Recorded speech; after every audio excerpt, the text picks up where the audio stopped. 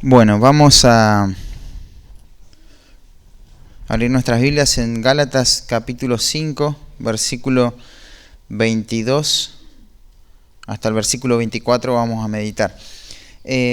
Antes déjame contarte un poquito de vuelta el contexto, cómo llegamos hasta acá. Recordemos que Pablo comienza el capítulo 5 hablando acerca de este gran tema de la libertad cristiana, en la cual el creyente tiene que permanecer. Tenemos que fortalecernos en la libertad que tenemos en Cristo. Y nos va a poner un peso en la exhortación, ¿no? Porque nos va a decir cuáles son las consecuencias de tomar en poco, de menospreciar la libertad cristiana. Bueno, es nada más y nada menos que menospreciar al mismo Cristo, dejar a Cristo, caer de la gracia, ¿no? Entonces, después nos va a exhortar en cómo tenemos que permanecer en esa libertad cristiana. Y hay bastante contenido en ese peso de exhortación. Pero parece que siempre estamos de un extremo al otro, ¿no? Y de menospreciar la libertad cristiana pasamos a abusar de la libertad cristiana, ¿no? Entonces Pablo va a decir, no abusen de la libertad cristiana. No usen la libertad cristiana como una ocasión para la carne, para dar rienda suelta a todo su pecado, sino que tienen que entender que la libertad cristiana, el fin de la libertad cristiana es que podamos amarnos, no que podamos estar comiéndonos unos a otros y al final lo que no hicieron los falsos maestros con la iglesia lo termina haciendo el creyente con la iglesia, termina de destruir toda la obra de Dios en la vida de la iglesia, ¿no? Entonces hay que poner esos límites, ¿no? Y después del versículo 16 hasta el versículo 18, Pablo va a decir que la libertad cristiana es la vida del Espíritu. Vivir en el Espíritu es vivir al máximo nuestra libertad cristiana. Y estos dos versículos van a ser como la tesis que va a dominar todo el pasaje y te diría que su impacto va a llegar hasta el capítulo 6. Y se va a presentar esta orden: andad en el Espíritu y no satisfagáis los deseos de la carne. Y después va a explicar, y Johnny estuvo explicando bien, cómo se manifiestan esas obras de la carne. Esas obras de la carne tienen que ver con los patrones pecaminosos de la vieja vida, con lo que éramos antes de conocer a Cristo. Eso es lo que gobernaba nuestra vida. Ahora, si alguien hace de esas prácticas que describe el apóstol algo habitual en su vida, estaría demostrando que no tiene una fe verdadera. Y después va a dar la contraparte de lo que es andar en el Espíritu. Pero haríamos bien en preguntarnos, ¿qué es una vida guiada por el Espíritu? Y tenemos que pensar haciéndonos esta pregunta en esta mañana. ¿Qué es una vida guiada por el Espíritu? ¿Acaso alguien que se deja llevar por lo que siente, por seguir la voz de su corazón, esa es una persona espiritual? ¿Acaso alguien que experimenta el control del Espíritu Santo se distingue o sobresale por todas las experiencias extravagantes que pueda vivir, por el sensacionalismo, por mirar todo y espiritualizar todas las cosas que suceden de manera mística? ¿Eso es lo que distingue a alguien que es guiado por el Espíritu Santo? Bueno, Pablo va a dar respuesta en este pasaje a lo que se refiere. Pero lo primero que tenemos que decir, de acuerdo al versículo 18 del capítulo 5, es que los que son guiados por el Espíritu no están bajo la ley. Literalmente dice eso, ¿no? Y estar bajo la ley acá no apunta a un tiempo dispensacional necesariamente, sino más bien a un estado, a una opresión. Estás bajo la condenación de la ley. Claro, la ley no te juzga porque vos fuiste libre por el Espíritu, ¿no? De esa demanda, de esa condenación de la ley. En otras palabras, la guía del Espíritu es una evidencia sólida y precisa de la salvación. Pablo lo va a decir también en Romanos capítulo 8, versículo 14, de una manera muy clara, y dice: porque todos los que son guiados por el Espíritu de Dios, estos son hijos de Dios. Cuando pensemos en este tema de ser guiados por el Espíritu, no lo pienses como una virtud que podés añadir a tu vida cristiana. Míralo como la médula de tu vida cristiana. Esto es central. Esto nuclea tu vida cristiana. No podemos decir que tenemos salvación en Cristo Jesús y no vivir una vida guiada por el Espíritu, ¿no? Es incompatible, es incongruente. Esto del Espíritu Santo, es algo que ya te habrás dado cuenta. Pablo lo va a mencionar reiteradas veces en la carta. A partir del capítulo 3 lo menciona 2 veces, en el capítulo 4 va a hablar del Espíritu Santo una vez, en el capítulo 5 es donde más va a poner la atención sobre el Espíritu Santo, porque necesitamos el control del Espíritu Santo para que Él dirija toda nuestra libertad en la vida espiritual, y lo va a mencionar 6 veces, y luego en el capítulo 6 2 veces. En proporción, la epístola a los Gálatas es la carta que más trata acerca del Espíritu Santo. Y déjame mencionarte a nota de página, de pie de página, algunos ministerios que va a hacer el Espíritu Santo para que tome la importancia que merece en esta mañana. El Espíritu Santo adopta al creyente, lo bautiza, da testimonio de que es hijo de Dios, llama al ministerio, convence de pecado, le da poder para vencer el pecado, lo llena, garantiza su salvación, lo guarda, lo consuela, lo ilumina, mora en el creyente, intercede, le guía, produce fruto espiritual, proporciona el carácter espiritual, lo regenera, le recuerda, lo constriñe, lo convence de pecado, lo resucita, revela la verdad de Dios a su vida, lo santifica, lo sella, selecciona a las personas que van a ser los supervisores en la iglesia, envía, fortalece y enseña. Esos son algunos ministerios del Espíritu Santo. Pero también tenemos que ver, cuando pensamos en el Espíritu Santo, como una fuente, como la fuente de nuestra comunión, de nuestra libertad, de la vida, de la paz, del poder, de los dones espirituales, de la verdad, de la unidad, de la sabiduría, de la adoración.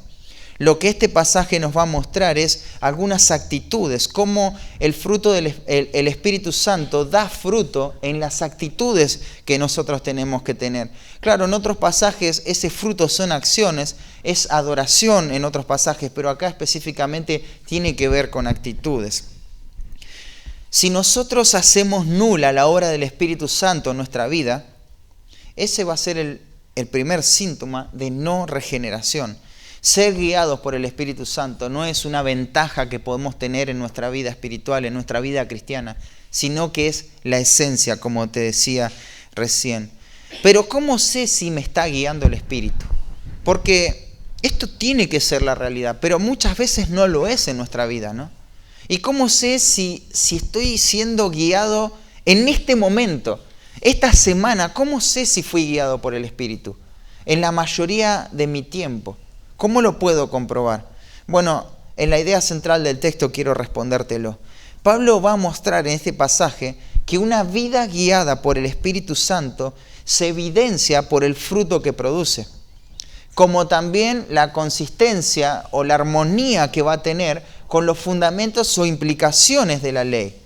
Y no solo eso, sino cómo va a determinar matar el pecado de su corazón. Eso es verdaderamente una vida guiada por el Espíritu Santo. Y eso es lo que vamos a ver en este pasaje. Por eso te invito a ponerte de pie, vamos a leer la palabra de Dios, estos 3 versículos, el versículo 22 hasta el versículo 24.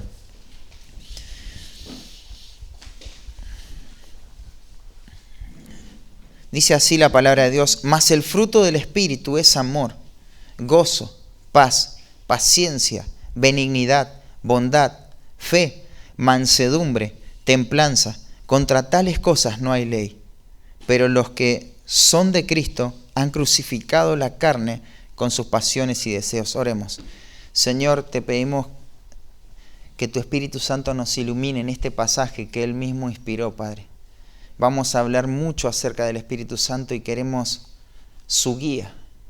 Queremos, Señor, pedirte eso por amor a tu nombre, a tu iglesia, a tu palabra, Señor. En el nombre de Cristo Jesús. Amén. Pueden tomar asiento, hermanos. Cuando hablamos de una vida guiada por el Espíritu Santo, lo que estamos queriendo decir es que esta es la manera de vivir nuestra realidad espiritual. Esta es la manera de vivir nuestra vida espiritual. El título de este mensaje son distintivos de una vida guiada por el Espíritu. distintivos de una vida guiada por el Espíritu. Y vamos a ver 3 distintivos de una vida guiada por el Espíritu. ¿Por qué se distingue una vida guiada por el Espíritu? ¿Cómo podemos saberlo? Bueno, el primero es que se distingue por el fruto. El versículo 22 y 23. Primero vamos a ver en estas expresiones de qué está hablando el autor. Y luego nos vamos a centrar en todo el fruto. ¿Qué es lo que está diciendo acerca de lo que está hablando, ¿no? Entonces, comencemos con esta primera parte. Dice, mas el fruto del Espíritu es. Analicemos eso. Empieza marcando un contraste con lo dicho anteriormente, ¿no? Después de poner, claro, en evidencia todas las obras de la carne, ahora va a mostrar el fruto del Espíritu. Comenzó con las obras de la carne hablando en plural. Son muchas. Se mencionan 17. Pero como decía Johnny, lejos de esto de ser una lista exhaustiva de todas las obras de la carne, esto es más, ¿no? Y de hecho esa expresión y cosas semejantes a esta, si quizá algún vicio de los que se mencionaron en la predicación anterior no te sentiste identificado, seguí examinando tu corazón, porque puede haber algo semejante en lo que estés luchando y siendo derrotado. Entonces, se mencionó toda esa lista en forma plural, pero el fruto es singular, es uno solo. El contraste comienza con el número, ¿no? Plural versus singular. Hay varias formas en las cuales podemos dar ocasión a la carne. En el área sexual, en la parte espiritual religiosa, en la inestabilidad en las relaciones, en cuanto al carácter personal, etc. Cada persona puede permanecer en estos pecados de manera regular, bajo su propia destrucción, ¿no? Cada persona puede elegir en qué va a caer. Pero al final van a perecer por eso, porque dice, los que practican tales cosas no heredarán el reino de Dios. Claro, si después de profesar una fe salvadora, has hecho de alguno de estos pecados un hábito continuo en tu vida, debes saber que eso es contrario a tu profesión y tenés que arrepentirte. De lo contrario, se estará demostrando esa fe falsa, superficial, porque no hay una realidad interna que sustente tu profesión de fe, ¿no? Pero por otro lado, si nunca confesaste creer en Cristo como tu Señor y Salvador, también tenés que arrepentirte. Él te quiere rescatar de todo lo que se describió antes, ¿no? Realmente el pasaje que Johnny compartía el domingo pasado nos sacudió, ¿no? Fue algo que presionó bastante y son pasajes incómodos. No elegiríamos, si no fuese por un orden secuencial en la predicación expositiva, no son pasajes con los cuales vamos a compartir las obras de la carne hoy. No, es algo que nos pone tenso, ¿no? Que nos pone incómodos. Y todo porque la palabra se predica fielmente y va cargando nuestra conciencia, ¿no? De convicción de pecados.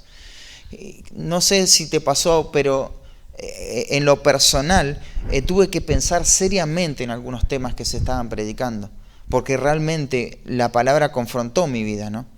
Son pasajes que ponen al descubierto el corazón y no queda otra, no hay vuelta atrás, tenés que arrojar el pecado de tu vida y confesarlo, ¿no? Pero llegamos a la contraparte de esto, llegamos a la parte, podríamos decir, a lo positivo. Y bueno, si pensaste como yo, tendrías la ilusión de que acá tu conciencia va a ser aliviada. Como bueno, ya vimos esta parte que nos tensionó un poco, ahora vamos a relajar en lo que describe esta parte positiva, ¿no? Por lo menos yo pensé así antes de estudiar en profundidad este pasaje. Pero nada más lejos de la realidad.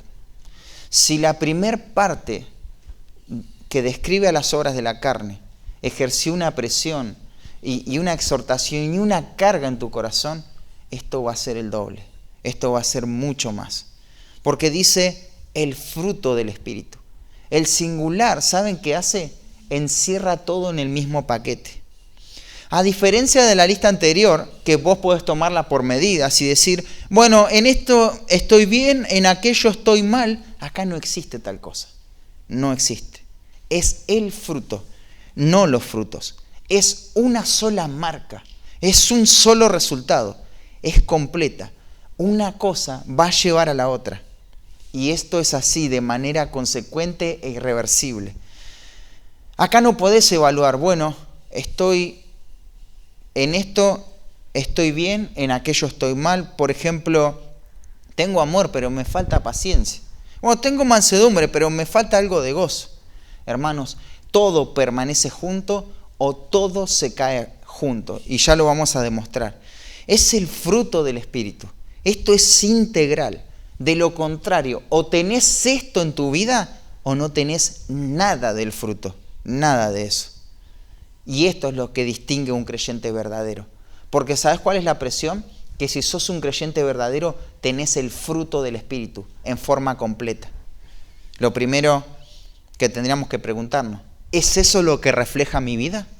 ¿Refleja mi vida el fruto del Espíritu?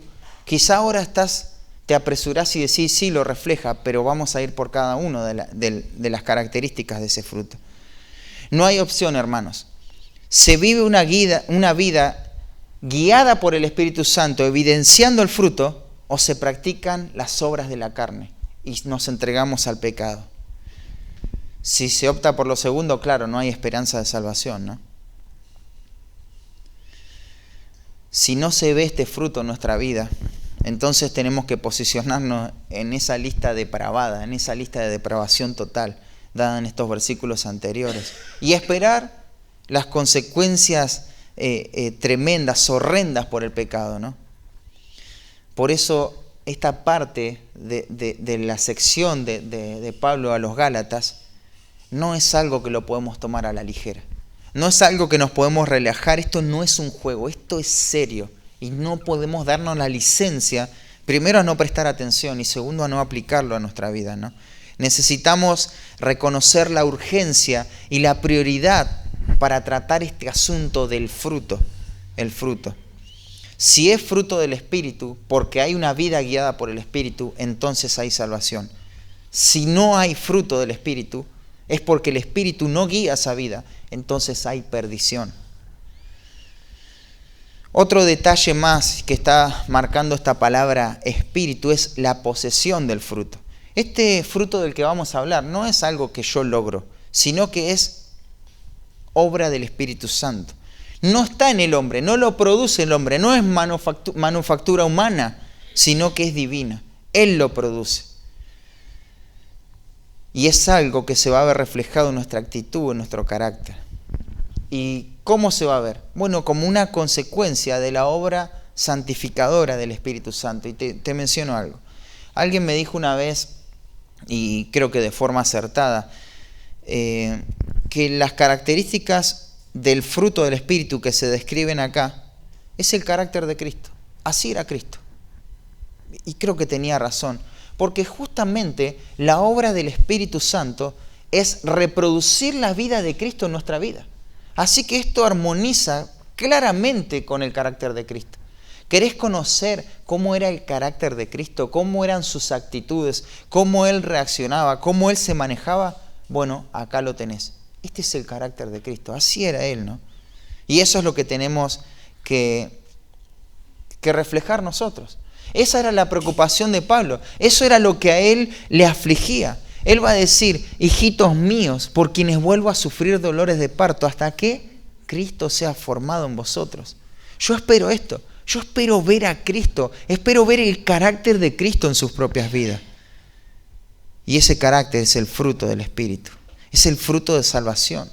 Ese es el fruto que se espera de una persona salva. Alguien que fue rescatado del pecado tiene que producir este fruto. Tiene que evidenciar este fruto. El fruto está ligado al Hijo de Dios. De hecho, es inseparable de alguien que ha nacido de nuevo. Nadie puede decir, creer en Cristo, tener a Cristo como su Señor y Salvador y no estar mostrando el fruto de eso, ¿no? La evidencia de eso. Esta es la marca distintiva de los discípulos, de los seguidores de Cristo. Jesús le dijo, en esto es glorificado mi Padre. ¿En qué? En que llevéis mucho fruto, y no termina ahí, ¿no? Y seáis así mis discípulos. En esto es glorificado mi Padre, en que llevéis mucho fruto y seáis así mis discípulos. El fruto es algo urgente y lo tenemos que entender. Y esa sería la parte positiva, ¿no? ¿Qué pasa si no llevamos fruto? Bueno, si hemos confesado tener vida espiritual, pero no hay fruto en nuestra vida, Dios nos va a destruir. Porque es el fruto, la evidencia de tu salvación. Y si no, es simplemente ruido, es algo vacío, algo que no hay una realidad interna que sustente esas palabras, ¿no? Antes de explicar en detalle el pasaje de Gálatas, quiero mostrarte algo en cuanto al fruto y acompáñame a Mateo capítulo 21. Jesús contó una historia relacionada con esto. Quiero que prestes atención cada vez que aparece la palabra fruto en Mateo capítulo 21, versículo 33. Vamos a ver hasta el versículo 44. Es una historia fácil de entender, así que te la voy a leer. Dice: oíd otra parábola. Hubo un hombre, padre de familia, el cual plantó una viña, la cercó de vallado, cavó en ellas un lagar y edificó una torre. Y la arrendó a unos labradores y se fue lejos. Ese es el contexto, ¿no? Un hombre decidió poner una viña. Le habrá llevado su tiempo y puso gente a trabajar. Y se fue lejos. Versículo 34. Y cuando se acercó el tiempo de los frutos, si querés subrayar esa palabra. Se acercó el tiempo de los frutos, envió sus siervos a los labradores para que recibiese sus frutos. Otra vez la palabra fruto. Mas los labradores, tomando a los siervos, a uno golpearon, a otro mataron y a otro apedrearon. Envió de nuevo otros siervos, más que los primeros, o sea, más cantidad, e hicieron con ellos de la misma manera, los mataron. Finalmente les envió a su hijo, diciendo: tendrán respeto a mi hijo. Mas los labradores, cuando vieron al hijo, dijeron entre sí: este es el heredero. O sea, el que se va a quedar ¿con qué? Con todo el fruto, ¿no? Venid, matémosle y apoderémonos ¿de qué? De su heredad, del fruto, del trabajo. Y tomándole, le echaron fuera de la viña y le mataron. Versículo 40.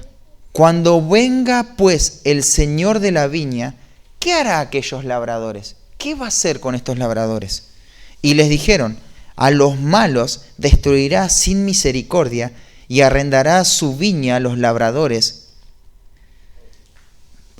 Y arrendará su viña a otros labradores que le paguen el fruto a su tiempo. ¿Cuál era el problema entre este hombre, este padre de familia y los labradores? ¿Cuál era el conflicto?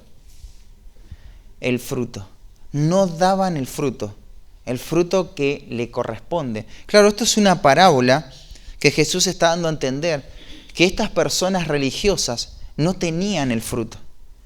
Ellos no le estaban dando a Dios el fruto de la obra que Dios había hecho en la nación. Y habían tratado mal a los profetas, los habían matado y aún al hijo le iban a dar muerte. ¿Qué va a hacer Dios con aquellas personas que no dan su fruto? Los va a destruir sin misericordia. Y fíjate, va a decir: y arrendará su viña a otros labradores que paguen el fruto a su tiempo. Jesús le dijo: ¿nunca leíste en las Escrituras? La piedra que desecharon los edificadores ha venido a ser cabeza del ángulo. El Señor ha hecho esto, y es cosa maravillosa a nuestros ojos. Por tanto os digo que el reino de Dios será quitado de vosotros y será dado a gente que produzca frutos de él. ¿Sabes quién es esa gente que produce frutos en el reino de Dios? ¿Sabes quién es esa gente? La iglesia. La iglesia. La característica natural de la iglesia es que produce fruto. Produce fruto. Si no, alguien dice ser parte de la iglesia, pero no se ve el fruto en su vida, entonces no es parte de la iglesia. Porque esto es indicativo, es descriptivo. Otra gente que produzca fruto va a producir fruto. Los que fueron rescatados del pecado van a dar fruto de eso, van a mostrar ese fruto. Por eso esto del fruto No es simplemente, bueno, qué lindo, cómo mostró fruto. No, esto es esencial, esto es central en la vida espiritual. Es central porque esto es lo que es el creyente. Es guiado por el Espíritu y muestra esa guía, muestra esa verdadera naturaleza, ¿no?, que ahora tiene. Pero si no muestra fruto, ¿qué hizo Dios con estos labradores? ¿Qué hizo Dios con estos fariseos? Los va a destruir, van a ser condenados, ¿no? Por eso esto es muy serio, ¿no? Y va a decir después este verbo es, ¿no? El fruto del Espíritu es. Pensemos un poquito, esta palabra semánticamente la verdad que no comunica mucho, es un verbo de estado, pero es un verbo que va a describir la naturaleza, va a hablar la característica del fruto, te lo va a describir, no iba a usar 9 características, pero pensemos un poquito más en este verbo. ¿De qué manera tiene que expresarse el fruto del Espíritu Santo? Bueno, por el tiempo del verbo, la manera como tiene que suceder esto es en forma continua, en forma continua. Este texto o este verbo sugiere que el carácter espiritual se tiene que ver como un hábito constante en nuestra vida. Ese carácter de Cristo se tiene que reproducir en mí de una forma continua y progresiva, de acuerdo al tiempo del verbo. Vos decís, pero ¿acaso el creyente no peca? Sí, peca, pero no es un hábito pecar. Lo que tiene que ser un hábito es mostrar este fruto. Eso tiene que ser un hábito. El tiempo presente también te está hablando de algo que ahora se puede ver. No, muchas veces te encontrás con personas que todo el tiempo se aferran al pasado y te dicen, bueno, yo servía a Dios, cantaba en el coro, hacía esto, hacía lo otro, hace un montón de cosas del pasado. La pregunta es, ¿hoy estás llevando fruto? Porque hoy es donde tenés que dar evidencia de tu fe. Hoy es donde se demanda el fruto de tu salvación. El fruto es para la gloria de Dios.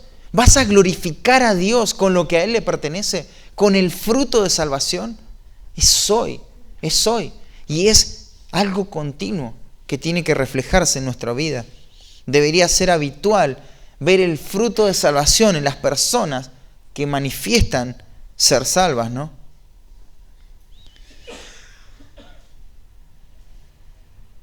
Claro que hay algunos momentos en los cuales se opaca esta imagen, ¿no?, de Cristo.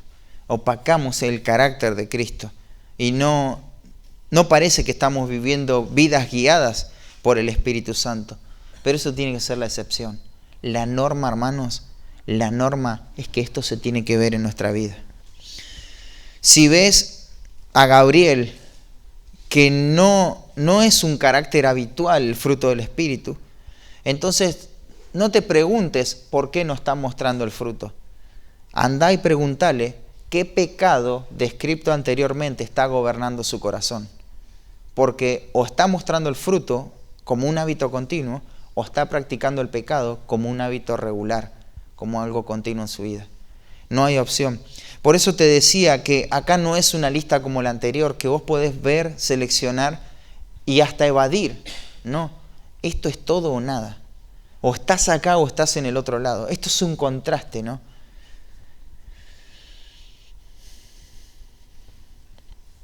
Recordemos, no perdamos de vista que esto es una obra que produce el Espíritu. Acá no hay una orden o un imperativo a tener amor, gozo, paz, paciencia.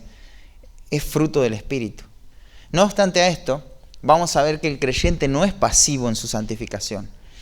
Porque si bien este pasaje nos muestra la obra del Espíritu, o el fruto del Espíritu, cada una de las características de este único fruto son un imperativo en otras partes de la Escritura. No vamos a ir por los imperativos, pero si alguno quiere, se los voy a dar, porque anoté todas las referencias de donde es una orden, cada una de las características del fruto. Pero quiero darte un ejemplo rápido para mi propia vergüenza. Ayer justamente estaba ahí con una boleta tratando de ver si era mi boleta, era de Johnny, de la ferretería, de mi papá. Viste que en Mercado Pago te llegan todas las boletas que hayas pagado alguna vez. Y no podía identificar cuál era mía. Entonces, Rebe me dice, fíjate, te averiguo el número de cliente. No, me lo sé de memoria, 401-6370, me lo sé de memoria el número. Y ella insistía con que quería averiguar el número, y yo me lo sé de memoria. Entonces le explicaba que lo que no sé es de quién es esta boleta, pero yo el número de cliente me lo sé. Le expliqué eso como 3 veces, y llegamos a casa y me dice, ¡ay, voy a buscar la boleta para ver el número de cliente! Y bueno, ahí fue cuando le digo, mira, ya te dije como 20 veces que me sé el número y no necesito saber el número. Ya me lo sé de memoria el número. Lo que no sé es si esta boleta es mía o no, porque no me decían en la boleta el número. Y claro, ahí me estás hablando mal. Sí, es verdad. Y es como, te querés defender, pero decís, no, es verdad, estoy pecando. Bueno, te voy a mostrar cómo se cae todo. ¿Qué me faltó ahí? Paciencia, ¿no? En explicarle otra vez más. Pero si me faltó paciencia, ¿mostré amor? ¿Estuve con gozo en ese momento? No tuve gozo, ¿no? Porque me estaba irritando lo que me estaba diciendo. ¿Transmití paz? No di palabras suaves que transmitan paz. ¿Fui benigno? ¿Busqué lo mejor para ella en ese momento? ¿Mostré bondad, generosidad para con ella? Tampoco, ¿no? ¿Mostré mansedumbre? No, me puse por encima de ella, no fui manso. ¿Mostré templanza, que es dominio propio? ¿Controlé mi emoción en ese momento? No. ¿Lo tenés todo o no tenés nada? O vivís el fruto del Espíritu o no, o vivís las obras de la carne. Ahora, ¿qué pasa si cada cosa que sucede en mi vida la trato y la resuelvo de esa manera? Si ese es el hábito. Si ese es el hábito, entonces no soy un hijo de Dios. El hábito tiene que ser que no importa la circunstancia, tengo que responder en forma espiritual, mostrando mi salvación. Esa tiene que ser la norma. Esa tiene que ser la regla que dirija mi vida. Tiene que verse el fruto. Y si no, necesito ser confrontado. Porque por eso cuando vemos el pecado reincidente en la vida del hermano, lo confrontamos con su salvación, porque eso es lo que él es. Entonces, o vivís de una forma continua el fruto del Espíritu, o estás practicando las obras de la carne, manifestando que realmente el Evangelio no hizo su efecto en tu vida, porque no creíste verdaderamente. Y eso es así, ¿no? Entonces el fruto es darle a Dios lo que Él le pertenece y veamos algunas características. Quiero ir rápido por esto. Podríamos utilizar una predicación para cada una de las características del fruto, pero quiero agarrar todo el espectro del pasaje para que no pierda el sentido. Va a decir que es amor, en primer lugar. El fruto del Espíritu es amor. Claro, el amor aparece primero en la lista y es natural que esto sea así, esperamos que esto sea así. Primero porque Dios es amor y esto es fruto del Espíritu.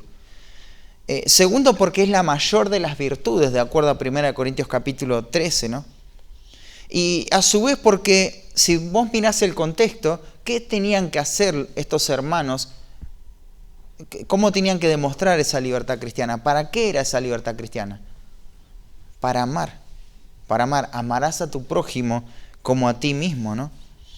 Y esto es una marca del Hijo de Dios. En San Juan capítulo 3 dice, en esto conocerán que sois mis discípulos, si os amáis unos a otros. Entonces el amor va primero y es natural que así suceda, ¿no? Este es el tema al que quiere llegar Pablo. Vamos a ver cómo este amor va a impactar después en las formas en cómo los hermanos tratan el pecado. Pero esto es, ¿no? Esta es una característica del fruto del Espíritu. Y unido con eso está el gozo. Claro, cuando estamos amando, experimentamos el gozo. Y el gozo depende solamente del Señor. El gozo no depende de las circunstancias, sino de Dios que está sobre las circunstancias, que controla todas las circunstancias para nuestro bien. De hecho, esa es la razón por la cual podemos tener gozo, aun cuando nos hallamos en diversas pruebas, como dice Santiago capítulo 1, ¿no? porque sabemos que Él es soberano. Él gobierna todos los aspectos de nuestra vida. Cada cosa que nos pasa, nada escapa a su control, ¿no? Él es el rey de este mundo. Él es el soberano del universo. Y Él está en cada detalle, en cada aspecto de nuestra existencia, ¿no? Puede que nosotros no entendamos muchas cosas. Puede que muchas cosas nos desconcierten, pero podemos regocijarnos en medio de cualquier circunstancia o durante cualquier circunstancia, ¿no? Porque sabemos que Dios permite todo lo que permite en nuestra vida con un propósito, para usarlo para el mayor bien, que es traer gloria a su nombre. Acompáñame un pasaje en 2 de Corintios, capítulo 4. Fíjate cómo Pablo veía las pruebas y a qué se aferraba él. Versículo 16 dice: por tanto, no desmayamos. Antes, aunque nuestro hombre exterior se va desgastando, o sea, el físico se va desgastando, el interior, no obstante, se renueva de día en día. Sí, me pueden ver, puede decir alguien, ¿no?, que estoy achacado, ¿no? Estoy viejo y enfermo, y un montón de cosas pueden pasar externamente. Pero Pablo dice, el hombre interior se va renovando día a día, porque esta leve tribulación momentánea produce en nosotros un cada vez más excelente y eterno peso de gloria, no mirando nosotros las cosas que se ven, sino las que no se ven, pues las cosas que se ven son temporales, pero las que no se ven son eternas. Qué tremendo pasaje ese, ¿no?, para enfrentar las pruebas, ¿no? Hay cosas que no podemos controlar, hay cosas que van a venir a nuestra vida que no vamos a poder controlar, pero podemos tener gozo, podemos decidir tener una actitud de gozo. ¿Cuándo lo vamos a hacer? Cuando miramos ese fruto inconmovible, ¿no?, que es el fruto eterno que produce nuestra salvación. A mí me asombra porque estaba en Tucumán y un hermano nos compartió a Rebe y a mí acerca de la pérdida de su hijo, ¿no? Un hijo que había conocido el Evangelio y mostraba fruto para Dios, predicaba el Evangelio a todo el mundo, ¿no? Y una enfermedad terminal lo terminó apagando, consumiendo su vida, ¿no? Y este hombre seguro habrá tenido muchos momentos de crisis, pero lo que nos transmitía es eso: las pruebas no van a destruir al creyente. Él va a tener gozo, se va a levantar, porque este fruto es el fruto del Espíritu. No es algo que depende de las circunstancias en que vivimos, ¿no? Y yo decía, solo un hijo de Dios se puede levantar así. Claro que hay muchos inconversos que tienen cosas trágicas en su vida y aún siguen viviendo, pero fíjate cómo quedan esas vidas. Fíjate esa deformidad de carácter. Fíjate esa amargura que guardan. En cambio, este matrimonio alababa a Dios por todo lo que Dios había traído a su vida, ¿no? Pablo le va a decir a los filipenses que se gocen en el Señor, ¿no? Que se gocen. Es en el Señor que tenemos que tener nuestro gozo. Pero el fruto del Espíritu también es paz. Claro, recuerda, una cosa va llevando a la otra. El amor al gozo, el gozo a la paz. ¿Y qué es paz? Bueno, esta paz es la que da el Espíritu Santo, que sobrepasa todo entendimiento humano. Pero el sentido más amplio de la palabra paz es el estado normal de todas las cosas. Es el estado normal de todas las cosas. Dios hace que las cosas, el fruto del Espíritu hace que las cosas estén en su estado original, ¿no? Para entender mejor este sentido, hay un pasaje en Corintios, cuando Pablo le va a decir que Dios no es un Dios de confusión, sino de paz. ¿Cuánta inestabilidad produce la confusión, ¿no? La incertidumbre, cuando algo está todo enredado. Bueno, Dios es un Dios de paz. Hay claridad, ¿no? Hay claridad. Es una vida clara, una vida ordenada, una vida que funciona como Dios quiere que funcione, y por eso disfruta de la paz. Pero también habla de la paciencia, ¿no? Esta paciencia no es la misma paciencia que encontramos en Santiago capítulo 1, que es perseverancia, que es hupomone la palabra en griego, es permanecer debajo de las circunstancias. Como esto es fruto del Espíritu, esta es otra paciencia, es macrotumia. Esto es atributo de Dios, perfección divina, ¿no? Y esta paciencia significa comprometerse, aguantar, es soportar y tiene que ver con las relaciones. Dios nos tiene paciencia a nosotros, somos personas, ¿no? No a las circunstancias. Dios no tiene que soportar ninguna circunstancia, Él controla todas las circunstancias, pero Él tiene paciencia de las personas y esto nos obliga a nosotros a imitarle a Él. Tenemos que tener paciencia a nuestros hermanos, a nuestros semejantes, a nuestro prójimo, ¿no? Claro que la paciencia, esto lo tenemos que aclarar, no es irresolución ni complacencia. No es que me río de aquello que estás haciendo mal. ¿Estás haciendo algo mal? Bueno, te voy a tener paciencia, pero no lo aplaudo. Y no es que no lo vamos a tratar a este problema. No tratar los problemas no es sinónimo de paciencia. Eso es sinónimo de irresponsabilidad, de pasividad, de personas que no quieren hacerse cargo de lo que se tienen que hacer cargo. Como hombres, como guías espirituales en nuestro hogar, tenemos que tener paciencia, pero no tenemos que ser pasivos. Muchos de los hombres podemos caer en eso, ¿no? Nos es más fácil no tener conflictos y no meternos en lío, entonces no tratamos las cosas, ¿no? Eso no es ser paciente, no nos engañemos, ¿no? Tenemos que tratar las cosas, ¿no? Claro, Dios es paciente, pero ¿cuál es la meta de la paciencia de Dios? Por ejemplo, en 2 de Pedro 3:9, que todos procedan al arrepentimiento. O sea, no es la paciencia de Dios está ahí en el aire, divagando. No, Dios tiene paciencia porque hay una meta. Y es esto, ¿no? Es esperar amorosamente hasta que el hermano madure, pero ir tratando su corazón, ¿no? Benignidad, dice, el fruto del Espíritu es benignidad. La benignidad se expresa de una forma tierna, la preocupación por los demás, en forma activa. Quiero leerte algo que dice un comentarista. Es estar impregnado y penetrado por esta gracia en toda la naturaleza, suavizando todo lo que hubiera duro y austero. Es una bondad que no tiene filo ni agudeza. Cuando vos tratás con una persona benigna, vos estás hablando con alguien que no raspa, no es una persona que lastima, es una persona benigna. Muchas veces nos acostumbramos a que personas sean hostiles y estás ahí esperando que si bajás la guardia te va a maltratar y te va a hablar mal y como que lo sabe todo. Entonces eso no es ser benigno, ¿no?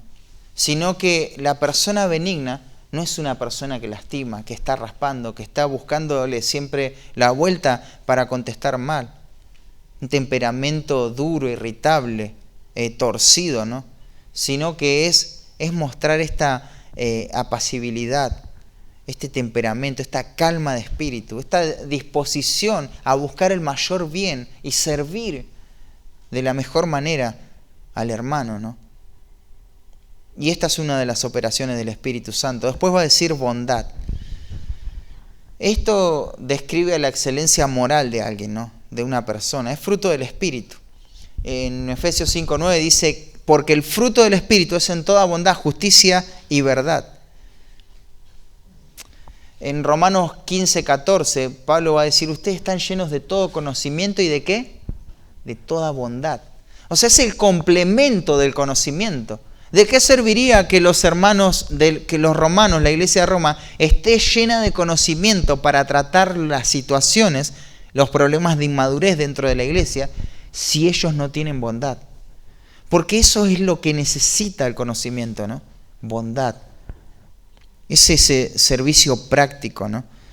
La manera práctica de entender este atributo, esta perfección de Dios, del Espíritu Santo, tiene que ser vista como una generosidad sobre las cosas materiales, espirituales. La persona buena, esto lo aprendieron en la reunión de mujeres, es la persona generosa. Así se manifiesta la bondad. ¿Cómo se manifestó la bondad de Dios? En dar, en dar. Bueno, la bondad, cuando el Espíritu Santo está obrando en nuestra vida, se va a manifestar en esta generosidad Somos generosos, damos con liberalidad. Pero fíjate, el egoísmo, la mezquindad, el querer ahí dar lo mínimo, examinemos eso en nuestra vida, ¿no? Pensemos en forma práctica, ¿cómo doy la promesa de fe? ¿Cómo invierto para mí, para mis placeres, y cómo invierto para la obra del ministerio? Son cosas que sirven muchísimo para examinar nuestra vida. Pero la bondad tiene que ver con esto, ¿no? Con esta generosidad. Después aparece la palabrita fe, esta virtud. Y fe no es, bueno, no, la verdad es que este está guiado por el Espíritu porque tiene una re fe. No, no. No es el sentido de la palabra fe acá, sino más bien tiene que ver con confianza, con certeza, con fidelidad. Fidelidad. Es ser confiable. ¿Cómo se puede ver una vida guiada por el Espíritu? Bueno, en la medida que esta persona es confiable, respeta sus propias palabras y las palabras de los otros. Todos pueden confiar. Dale esto porque es una persona confiable, lo va a hacer. Salvo que pase alguna cosa catastrófica, va a responder en fidelidad, ¿no? Imitamos la fidelidad de Dios cuando vivimos así, ¿no? Pablo le va a decir a Tito que los siervos tienen que ser fieles en todo, y todos tienen que ser fieles, porque la fidelidad, la confiabilidad, es la manera de adornar la doctrina de Dios. De esta forma adornamos la doctrina de Dios. Justamente Jesús exhorta a los fariseos porque no eran fieles, ¿no? Porque ellos se preocupaban por cosas como la menta, el comino, y se olvidaban de lo más importante, de la ley de Dios, de guardar las implicaciones de la ley. Y no eran fieles, ¿no? Podemos hacer un montón de cosas, hermanos. Podemos cargarnos de un montón de cosas. Pero estamos siendo fieles en las cosas que el Señor nos marca claramente que tenemos que ser fieles. Fieles en nuestro hogar. Fieles en cómo administramos nuestros recursos. Fieles en cómo damos para la obra del Señor. Fieles en cómo estudiamos con la palabra de Dios. Fieles en la comunión mutua. Eso es lo que tenemos que mostrar. Después la palabra mansedumbre. Esta virtud describe a la persona que no está demasiado impresionada con su sentido de importancia personal. No se ve como alguien, qué importante que soy, ahí estoy llegando. No se ve eso, ¿no? Sino que se ve una persona humilde, una persona que puede tener mucha capacidad, conocimiento, poder, pero él no responde en base a eso, sino que él trata de servir, ¿no? Su fuerza se va a adaptar a la debilidad del otro, se acomoda a la debilidad del otro, no estropea, no lastima, sino que denota humildad, es gentil, ¿no? Y se expresa de esta manera paciente, no ofende. La palabra templanza, esta palabra es tremenda también. Esto es fruto del Espíritu, es el dominio del yo. Literalmente la palabra es etkrateia. Comienza ahí con un prefijo de ego. De ego. ¿A qué te suena ego? Ego. De yo, ¿no? Bueno, y lo otro es control. Esta persona controla el yo. Claro, no tiene que ver con una filosofía estoica donde, bueno, yo domino todo. No. ¿De qué es fruto esto? Del Espíritu. El Espíritu hace posible que podamos controlar nuestros deseos, nuestras pasiones, ¿no? Esta templanza es tener dominio propio frente a las pasiones. Y esto es fruto del Espíritu Santo. Cito a un pagano que acertó en una frase, y es Aristóteles. Considero más valiente, decía él, al que vence sus deseos que al que vence a sus enemigos. Porque la victoria más difícil es sobre uno mismo. De donde saqué este comentario, él decía, hasta la teología de un pagano a veces puede ser acertada, ¿no? Y en eso tenía razón, ¿no? En Proverbios dice que mejor es el que controla su espíritu que el que controla toda una ciudad, ¿no? Entonces, algunas cosas que nos tenemos que preguntar sobre este paquete. Sobre este paquete, quiero no perder la intención original del autor. Por eso no clasifiqué en grupos ni nada. Esto es un solo paquete. ¿Hay fruto de salvación en tu vida? ¿Se ve esto como el fruto del Espíritu Santo que distingue la guía del Espíritu Santo en tu vida? en mi vida? ¿Y de qué manera se evidencia esto? ¿Cuál es la manera en que se evidencia esto? Y cómo estas verdades profundas impactan en tu corazón. ¿Cómo llega en este momento, en este día, esta verdad a tu vida? Entonces, los siguientes puntos son mucho más cortos. Distintivos de una vida guiada por el Espíritu. Se distingue por el fruto, pero se distingue por su relación con la ley también. Dice, contra tales cosas no hay ley. Es muy corto esto. La ley no acusa tales cosas. ¿Qué cosas? Las características del fruto no son acusadas por la ley. Listo, pasemos al tercer punto. No, tampoco era tan corto.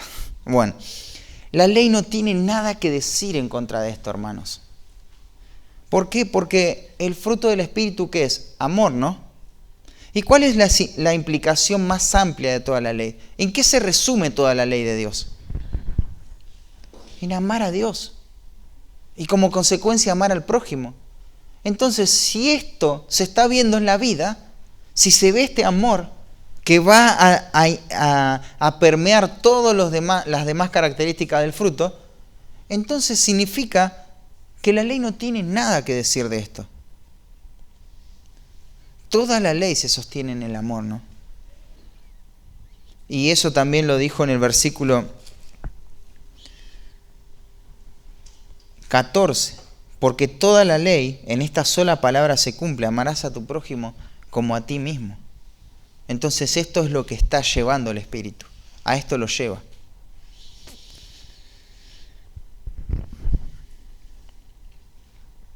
Alguien puede decir, y en esto se caen un montón de pensamientos místicos, ¿no? Y sensacionalistas. Alguien puede decir, bueno, hice esto porque el Espíritu me llevó a hacer esto, ¿no? Pero, para un poquito. ¿Eso que hiciste está aprobado por la palabra de Dios? Es contrario a la ley de Dios.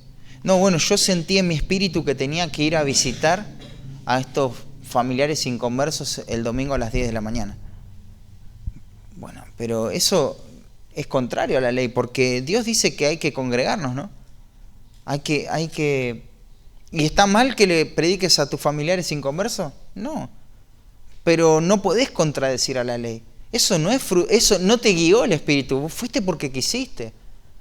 Entonces, ahí tenemos que ver, ¿no?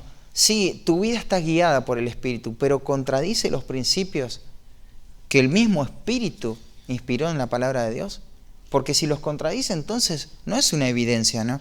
Una evidencia de tener la guía del Espíritu es que no contradice a la palabra de Dios, sino que se relaciona en forma coherente, consistente, armoniosa con las mismas escrituras, con la ley. La ley no tiene nada que acusar, no tiene nada que decir de esta persona que está mostrando este fruto. Y parece muy obvio esto, pero no es tan obvio en el mundo evangélico. Y no tenemos que permitir que esas mentiras lleguen a nuestro corazón, a nuestra mente. No confundamos. Ya bastante nos dijo en el versículo 16, vivir la guía del Espíritu es vivir de acuerdo a las normativas que el Espíritu Santo prescribió en la palabra de Dios, en la Biblia. Esa es la vida del Espíritu. No son cuestiones subjetivas, místicas, personales, que nadie las puede corroborar. Bueno, no le digas eso porque él ya dijo que es el Espíritu que lo llevó. No tiene que contradecir a la ley de Dios. Entonces, ¿qué convicciones necesitas profundizar a la luz de este punto, ¿no? De esta evidencia, de este distintivo? Y si decís, si pensás que vivís una guía guiada por el Espíritu, ¿de qué manera esa vida, esas decisiones armonizan con las implicaciones de la ley santa de Dios? ¿De qué manera lo hacen, no? Y sigamos avanzando al último distintivo. Entonces, una vida guiada por el Espíritu se distingue por el fruto, se distingue también por la relación con la ley, pero se distingue por la mortificación del pecado. Claro, una vida guiada por el Espíritu es incompatible con la práctica permanente en el pecado. Va a decir, pero los que son de Cristo, Literalmente esta expresión dice los de Cristo, los que le pertenecen a Cristo, el pueblo de Dios. Esto marca un contraste, ¿no? ¿Con quién marca un contraste? Con los que practican tales cosas que no heredarán el reino de Dios. Estos son de Cristo. Estos son de Cristo. Claro, el contraste es con los que están entregados a esos hábitos pecaminosos, que reinciden una y otra vez en los mismos vicios. Estos se diferencian con los que le pertenecen a Cristo. ¿Los de Cristo acaso no pecan? Sí pecan, pero no viven esclavos del pecado. No se entregan al pecado de manera deliberada. Pablo dice que los que son de Cristo tomaron determinaciones en el momento de creer, en relación al pecado, ¿no? Y encontramos ese contraste en 1 Juan 3, 8 y 9. El que practica el pecado es del diablo, porque el diablo peca desde el principio. Para esto apareció el Hijo de Dios, para deshacer las obras del diablo, esas prácticas de pecado, ¿no? Y todo aquel que es nacido de Dios no practica el pecado. No practica el pecado. Los que son de Cristo, los que han nacido de Dios, fueron rescatados de estas vidas entregadas al pecado. Dice que han crucificado la carne con sus pasiones y deseos. Déjame mencionarte algo sobre el verbo, sobre el tiempo verbal. Esto da la idea de que lo hicieron de una vez. Cortaron con el pecado de una vez, con esas prácticas del pecado. Se disasociaron de los deseos de la carne. Eso es lo que entendieron cuando entendieron el Evangelio, cuando creyeron en el Evangelio. Y esa es una de las verdades que nosotros entendimos cuando se nos predicó el Evangelio, ¿no? Y esa verdad tiene que ver, se relaciona con nuestro pecado, con nuestro estado caído, con nuestras prácticas de pecado. Por eso el Evangelio no es simplemente agregar un conocimiento más, agregar algo más a lo que ya sé en cuanto a la religión. El Evangelio tiene que ver con ser rescatados del pecado para obedecer a Dios, para vivir para su gloria. Ese rescate es por medio de Cristo. Y Cristo fue crucificado. Él pagó el pecado por nosotros, ¿no? Dice que los que son de Cristo, los que le pertenecen a Él, el pueblo de Dios, ha crucificado la carne. Esto no es una decisión que, bueno, ellos primero entendieron el Evangelio, después vamos a ver cómo se manejan con todas las cosas. No, esto fue inmediato, hermanos. No hay forma de negar esto. Han crucificado, no es, bueno, van a crucificar la carne, vos esperá, dale tiempo. Si son de Cristo van a crucificar la carne. No, los que son de Cristo determinaron cómo se iban a relacionar con el pecado. Claro, muchas veces no expresan este fruto, pero no es la norma en sus vidas. La práctica de pecado no es la norma en su vida. Se puede ver el fruto, ¿no? Esta palabra crucificado es una palabra muy significativa en la Biblia. Y como hijos de Dios, como creyentes, cada vez que nos encontramos con la palabra crucifixión, crucificado, nuestras emociones tienen que ser alteradas, ¿no? Porque Cristo pagó el mayor mal por causa de nuestros pecados, siendo crucificado, ¿no? Déjame mencionarte algunas cosas que se conocían en la cultura en cuanto a la crucifixión. La palabra crucifixión es la palabra griega esturos. Es un instrumento de suplicio para delitos graves. El condenado transportaba ese travesaño hasta el sitio de ejecución. Era asegurado con sogas, con clavos, y luego era levantado, era izado en esa estaca. Siempre se colocaba un cartel que describía la causa de su muerte, ¿no? Y era azotado, golpeado, la gente se burlaba de él porque ahora estaba pagando. De esa manera era crucificado, y la crucifixión no era privada, era pública, todos veían, y él recibía toda la vergüenza por esa causa, por ese pecado que había cometido, ¿no? Por la gravedad de ese pecado. Pagaba por sus pecados, ¿no? Pero hay un detalle más en la crucifixión. El cuerpo no era descolgado de la cruz. El cuerpo permanecía ahí hasta que se pudra. Se podría en el madero. Tremendo.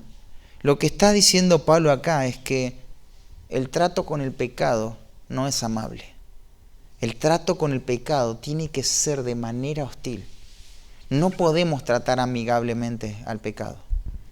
Tenemos que saber que es nuestro enemigo y queremos destruirlo. Queremos matar el pecado. Es el concepto de mortificar, ¿no? Eso es lo que tiene que estar en nuestro corazón. Los que son de Cristo, ¿qué hicieron con el pecado? ¿Qué hicieron con la carne? ¿Con esos patrones pecaminosos que tenían? ¿Con esos vicios? No fueron generosos, no fueron corteses. Los crucificaron, los mataron. Porque eso es lo que representa la crucifixión histórica de Cristo, ¿no? Pablo antes había dicho que él había muerto a la ley, que él estaba con Cristo crucificado, y esto marcaba la separación, la disociación de Pablo y la ley. Ahora la ley no me condena, pero acá está diciendo que los que son de Cristo, no solamente que no están relacionados con la ley en la forma de condenación, sino que ahora se disasociaron de las prácticas de pecado, de seguir sus deseos, Y es tremendo esto, ¿no? Esto es lo que tenemos que entender en el Evangelio, hermanos. Por esto tenemos que vivir. En Romanos capítulo 8, versículo 12 al 14 dice: así que, hermanos, deudores somos, no a la carne, para que vivamos conforme a la carne.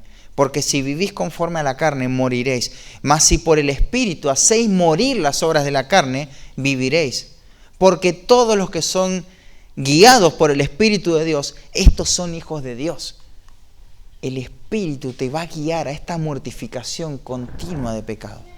Vas a matar el pecado en tu corazón. Claro que es algo que pasó apenas entendiste el Evangelio, pero es algo que va a pasar constantemente en tu vida. Cada vez que el pecado, cada vez que el deseo, que la pasión descontrolada se presente a tu vida, no le vas a dar la bienvenida. Lo vas a tratar de manera hostil, de manera drástica. Hermanos, muchas veces no es así en nuestra vida y tenemos que reconocerlo. Muchas veces pecamos contra Dios y ¿sabes lo que decimos? Bueno, pero yo no estoy pecando todo el tiempo. Así que bueno, ya está, listo. No sé, podríamos poner ejemplos. Bueno, tuve avaricia, pero fui egoísta acá. Pero bueno, no es que es un patrón el egoísmo en mi vida, pero bueno, fui egoísta. Así que lo reconozco, peco y no me van a estar dando 5 estudios bíblicos acerca de la avaricia, porque no es que soy avaro. Hacelo porque tu pecado quiere escapar de eso. Porque es el mismo pecado el que se está defendiendo ahí. Cuando vos decís, no necesito que acusen todo el tiempo mi pecado. ¿Sabés lo que hace el que está verdaderamente arrepentido? Un puritano, Watson, decía esto. Se acusa a sí mismo. Él dice, hablen de mi pecado, hablen de mi caída, que públicamente sea expuesto mi pecado. Porque la crucifixión implicaba eso, ¿no? Una vergüenza pública. Él odia tanto el pecado de su corazón que no lo quiere matar en privado ahí como un agente, como un espía, le pegó un tiro y ni se escuchó el balazo. No, él quiere que este pecado sea torturado de la peor manera, que reciba la peor vergüenza, que esté ahí colgado en la cruz hasta que se pudra y pierda todo el efecto en su vida. Esa es la manera en que tenemos que tratar el pecado. No es que yo, no sé, miento y listo, ya está. Esto no lo hago nunca, así que ya lo confesé y listo, me quedo tranquilo. No, trata con eso, porque vas a identificar más que eso, la profundidad, la raíz del pecado. Tratemos con nuestros pecados con una forma hostil, de manera drástica, de manera ruda. No seamos benignos, amables con el pecado de nuestro corazón, porque eso nos va a destruir. Los que son de Cristo han crucificado la carne con sus deseos. ¿Qué pasiones pecaminosas tenés que matar? ¿Hay deseos pecaminosos en tu corazón que necesitan ser destruidos? ¿Cuáles son esos deseos? ¿Qué es lo que estás deseando? Cuando profesaste tu fe en Cristo, ¿fuiste consciente del compromiso a abandonar el pecado como un estilo de vida? ¿Sabes, hermano querido? Ahora esto va a ser tu estilo de vida. De acá hasta que venga Cristo o que pases a la presencia de Dios, dice Juan, el que tiene esta esperanza se purifica a sí mismo, así como Él es puro. de acá hasta que estemos todo el tiempo en esta vida, todo el tiempo vamos a estar luchando contra el pecado. Va a ser nuestro enemigo, lo vamos a querer destruir y no nos vamos a querer amigar del pecado, no lo vamos a complacer, porque es lo que somos, porque es una vida guiada por el Espíritu, porque somos hijos de Dios. ¿Qué demandaría de vos apartarte del pecado que estás deseando? De esa vida desordenada, de esa vida que no evidencia el fruto. ¿Cómo tendrías que cambiar? ¿Qué cosas tenés que decidir? ¿Vas a ser drástico con tus decisiones? ¿O vas a decir, bueno, no, pero el problema está dentro mío, así que lo externo no me preocupa nada? ¿Qué decisión drástica vas a tomar? Jesús dijo, si tu mano derecha te es ocasión de caer, cortala. O sea, no hay nada menor a eso. ¿Te das cuenta? Y la mano, sí, el problema está en la lujuria del corazón, ¿no? En los ojos. ¿Por qué te tienen que sacar un ojo? Porque vas a hacer todo lo que restrinja tu pecado en forma externa para que tu corazón sea transformado, ¿no? Para exigir eso de vos. Porque eso es lo que somos, hermanos. Entonces Pablo nos dio los distintivos de una vida guiada por el Espíritu. Una vida guiada por el Espíritu Santo se va a evidenciar por este fruto que produce, como también por la relación que tiene con la ley. Nadie puede decir, soy guiado por el Espíritu Santo, pero contradice el mismo texto, sino que hay armonía ahí. Y el último distintivo es este, ¿no? Va a determinar matar esto en su vida. Va a determinar esto. Eso es una verdadera vida guiada por el Espíritu. No te olvides, o se ve este fruto, y esto lo digo enfáticamente para cuando estemos compartiendo en los grupitos, no digas, bueno, me identifico que me falta amor. El fruto, ¿se ve este fruto o no se ve ese fruto? Hagamos del fruto del Espíritu un hábito constante en nuestra vida. Confiemos en la dirección que nos dan las Escrituras para decir, sí, realmente el Espíritu me está guiando, porque vivo de acuerdo a lo que el Espíritu inspiró en su palabra. Y matemos el pecado de nuestro corazón. Tomemos esa resolución cada día, porque a eso fuimos llamados, ¿no? Fuimos salvos del pecado. Señor, gracias por tu palabra y por este precioso pasaje que podemos estudiar en esta mañana. Realmente son muchas verdades, Señor, pero a su vez es tan simple, tan sencillo, Señor. Es mostrar lo que somos, Señor. Muchas veces hablamos del Espíritu Santo, pedimos la guía, pedimos la iluminación, la ayuda, que nos enseñe todo, pero no queremos ser guiados por el Espíritu Santo. Y por eso te pedimos perdón, Señor, porque en esto se ve, en esto se va a ver, Señor. Ayúdanos a ser responsables en que es el fruto que tenemos que mostrar por nuestra salvación. Es algo que tú produces, Señor, pero también es algo que en tu palabra hay imperativos sobre esto, Padre. Gracias, Señor, por la oportunidad de poder hablar tu palabra en esta mañana. Te pedimos, Señor, que la podamos vivir, que la podamos aplicar a nuestra vida. En el nombre de Cristo Jesús, amén.